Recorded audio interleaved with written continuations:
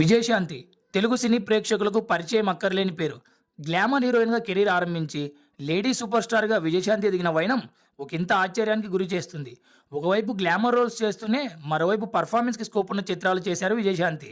మొదట super star కృష్ణతో Vijayashanti hit పేర్, ఆ తర్వాత నందమూరి బాలకృష్ణ విజయశాంతి కాంబినేషన్లో వచ్చిన చిత్రాలు విజయ పతాక ఎగరేసినవే ఎక్కువ. Nandamuri Balakrishna Vijayashanti hit pairs. Vijayashanti lady super స్టార్గా ఎదగడానికి పర్ఫార్మెన్స్ స్కోప్ ఉన్న చిత్రాలు ఎక్కువ దోహదపడ్డాయి. ఉదాహరణకి Kartavyam, Mogarayudu, street fighter, CID, rowdy Darbar, Osey Ramulamma ఇలాంటి ఎన్నో సినిమాలు. విజయశాంతి పోలీస్ గెటప్లో చేసిన సినిమాలు ఆమెని లేడీ అమితాబ్గా నిలబెట్టాయి. ఆ తర్వాత విజయశాంతి రాజకీయాల వైపు అడుగులు వేయడం వల్ల సినిమాలు చేయలేదు. డైరెక్టర్ అనిల్ రావిపూడి తను మహేష్ బాబుతో చేస్తున్న సరిలేరు నీకెవరు సినిమాలో విజయశాంతిని నటింపజేయాలనుకున్నారు.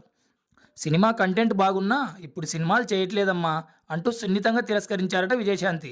అయితే డైరెక్టర్ అనిల్ రావిపూడి పట్టువదలని విక్రమార్కుల్లాగా విజయశాంతిని కలుస్తూనే ఉన్నారట. One fine day Vijayashanti movie చేయడానికి గ్రీన్ సిగ్నల్ ఇచ్చారు. సినిమా రిలీజ్ అయి డీసెంట్ హిట్ అయింది. అయితే విజయశాంతి అనుకున్న కంబ్యాక్ అవ్వలేదు.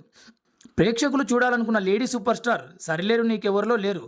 అయితే అలాంటి కంబ్యాక్ మళ్ళీ నందమూరి వారి సినిమా ద్వారానే విజయశాంతికి దక్కింది.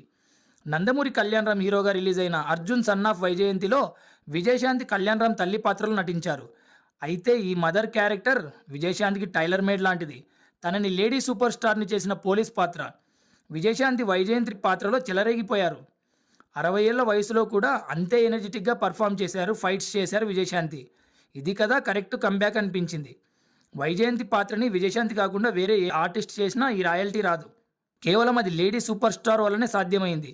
రచయితలు, దర్శకులు ఇలాంటి ఎన్నో పాత్రలు ముందు ముందు విజయశాంతి కోసం రాయాలని, రాస్తారని కోరుకుంటూ congratulations to our lady super star Vijayashanti.